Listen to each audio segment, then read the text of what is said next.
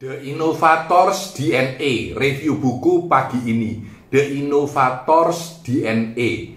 Jadi buku ini buku yang sangat powerful, diterbitkan oleh Harvard Business Review Press ya, dan ditulis oleh 3 orang yang sangat terkenal di dunia pendidikan. 1 Jeff Dyer, 2 Hal.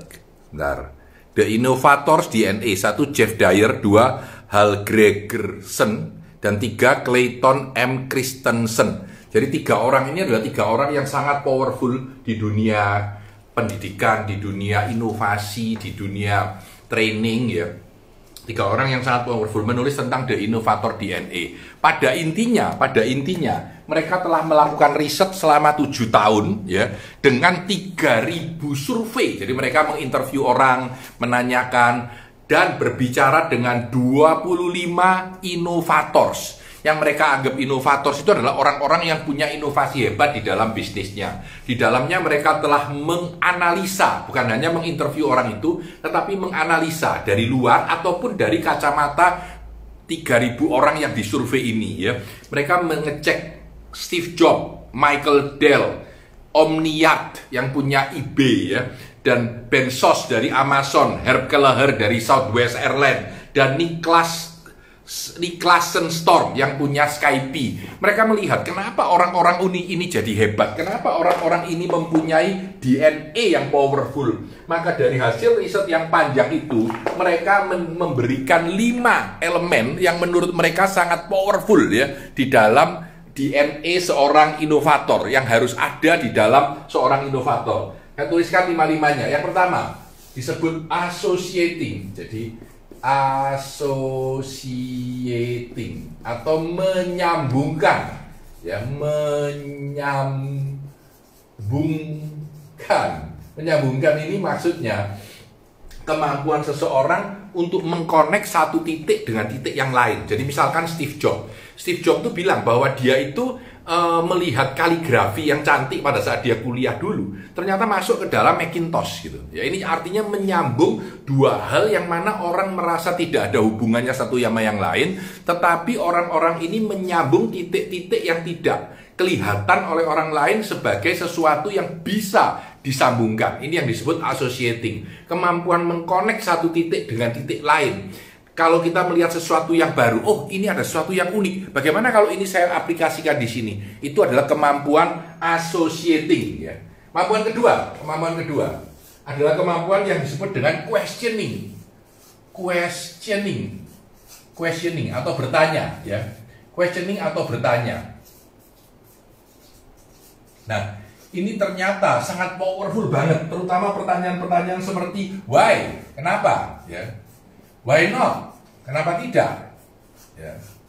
Terus what if? Bagaimana kalau itu dilakukan? Jadi ini adalah pertanyaan-pertanyaan powerful yang biasanya dipakai oleh para inovator untuk menemukan sesuatu yang baru ya. Jadi bagaimana kalau ini dilakukan? Bagaimana kalau ini tidak? Kenapa tidak kita lakukan ya?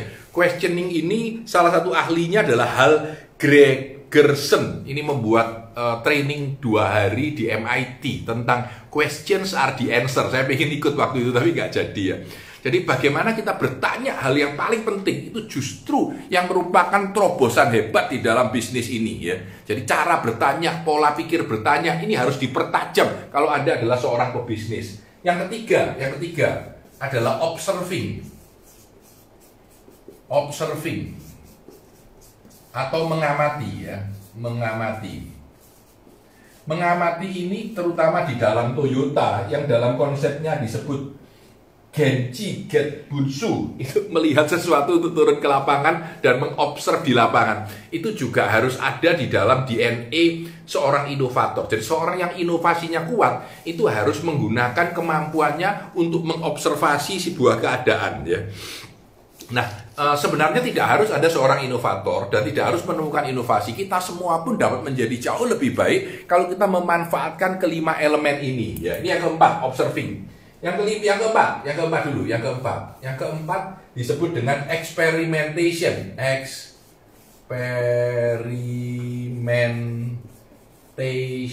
Atau melakukan percobaan-percobaan ya, percobaan-percobaan.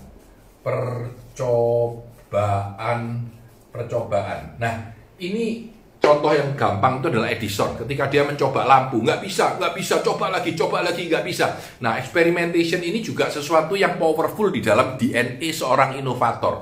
Di mana kita bereksperimen dengan sesuatu, gagal, nggak apa-apa, nyoba lagi, gagal, nggak apa-apa, coba lagi. Asal kita fail early, fail fast, fail cheap. Kalau gagal itu yang cepat gitu ya, supaya jalan lagi. Nah, ini yang kita ajarkan di dalam design thinking, di dalam pembelajaran design thinking. Kita sangat besar di dalam memikirkan, melakukan eksperimen-eksperimen di dalam percobaan kita ketika mau menemukan inovasi. Dan menurut buku ini, The Innovator DNA, percobaan itu sangat powerful karena memberikan kepada kita kacamata baru. Oh, nyoba ini ternyata tidak bisa. Karena apa yang kita tunjukkan kepada orang, apa yang kita katakan, tidak mesti sama dengan asumsi klien kita atau kacamata pelanggan. Jadi percobaan itu satu-satunya cara pembuktian yang paling dasar, paling basic, dan paling powerful. Disitulah kita menemukan sebuah titik di mana kita bisa berhasil dan sukses. Itu menggunakan experimentation, yaitu percobaan-percobaan dengan menggunakan prototype, percobaan dicoba ya. Kalau nggak jalan gimana ya, ditutup ya. Karena itu kalau Anda lihat banyak bisnis-bisnis dalam dunia digital ini pivot itu berubah arah ya. Ketika sesuatu yang dia coba sudah tidak benar, tapi setiap percobaan bukan sebuah kegagalan, tetapi sebuah pencarian terhadap alternatif terbaik yang dimaui oleh pelanggan ya. Innovator dilema. Dan yang kelima, The Innovator DNA nomor 5. Nomor 5 adalah networking ya. Networking ini powerful banget ya. Bukan hanya networking ini dipakai untuk memahami kita berbisnis dengan orang, tetapi dipakai untuk menemukan ide-ide baru. Karena setiap orang punya ide yang berbeda, setiap orang punya kacamata yang lain, setiap orang punya kemauan yang berbeda. Di dalam konsep The Innovators DNA ini ya, kita harus memakai kelima elemen ini bergantian ataupun bersamaan, dan setiap orang beda. Dikatakan bahwa Steve Jobs itu akan beda dengan Jeff Bezos, beda dengan pemain-pemain lain yang inovator lain seperti Michael Dell ataupun Pierre Omidyar. Mereka beda di dalam kekuatan 5 ini. Tetapi rata-rata punya 5 elemen ini. Jadi mungkin aja yang satu kuat di sini, tapi di sininya kurang. Ada yang di sininya kuat, tapi di sininya kurang. Tetapi 5 elemen ini adalah 5 direction atau arah. Ketika kita mau menjadi inovator, kita mau menemukan ide-ide inovasi yang baik, maka 5 tools ini bagaimana menyambung satu titik dengan titik yang lain. Yang orang lain tidak merasa itu bisa disambung, tapi kita merasa bisa. Kedua, mempertanyakan segala hal. Bagaimana kalau dilakukan? Kenapa tidak? Kenapa kita tidak mencobanya? Ini questioning. Dan yang ketiga adalah observasi. Kekuatan kita mengobservasi sebuah keadaan. Melihat ke dalam, masuk, merasakan. Tanya dengan orang. Kalau di dalam dunia design thinking, observing ini termasuk ke dalam itu melihat, merasakan, dan berinteraksi. Jadi kita melihat keadaan di lapangan, memahami di sana, mencari, lalu dari situ keluar insight baru. Oh, ternyata ini yang tidak saya duga sebelumnya. Ternyata apa yang kita lihat itu sering berbeda dengan apa yang kita hipotesakan di awal pemikiran kita. Kemudian experimentation. Jadi orang-orang di dalam dunia inovasi ini ternyata tidak takut dengan eksperimen. Salah dicoba lagi.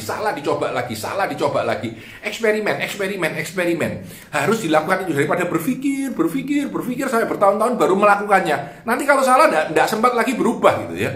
Jadi lebih baik kita melakukannya. Dan yang terakhir, networking. Bukan networking dalam arti untuk mencari bisnis atau dapat ilmu, tapi networking di dalam inovasi. Misalkan orang itu jagoan di dalam molekular biologi, satunya ahli di dalam fisika, satunya ahli di dalam bisnis, dalam kacamata bisnis. Ayo dikumpulkan dan dijadikan satu. Di zaman baru ini kemampuan kita mengorkestrakan ilmu-ilmu dan keadaan-keadaan dari banyak orang menjadi satu, itu menjadi sebuah power yang sangat luar biasa sekali ya. The Innovator DNA cukup powerful. Dan Anda bisa Google, Anda bisa cek YouTube tentang The Innovator DNA. Menurut saya, ini adalah pola pikir yang sangat powerful di dalam kita menciptakan inovasi di dalam kehidupan kita. Pagi ini jam 9 saya ada seminar karena itu berpakaian rapi gini, ini udah siap. Bentar lagi saya akan seminar ya, bicara tentang Soar with Your Strength. Jadi saya kadang-kadang menyesakkan di antara waktu-waktu yang ada. Semoga acara review buku pagi ini juga bermanfaat buat teman-teman sekalian dan dapat memberikan insight baru, dan dari insight itu dapat melakukan tindakan. Nah, hari ini tindakan untuk mencapai kemampuan inovasi saya arahkan dengan 5 elemen ini. Mengasosiasikan hal yang sebelumnya tidak terlihat, bertanya kembali dengan pertanyaan-pertanyaan yang paling mendasar, mengobservasi klien dan mengobservasi kompetitor kita, melakukan eksperimen berulang-ulang, dan selalu bernetworking untuk mencapai sukses kita. Saya Tanadi Santoso, sukses selalu untuk Anda.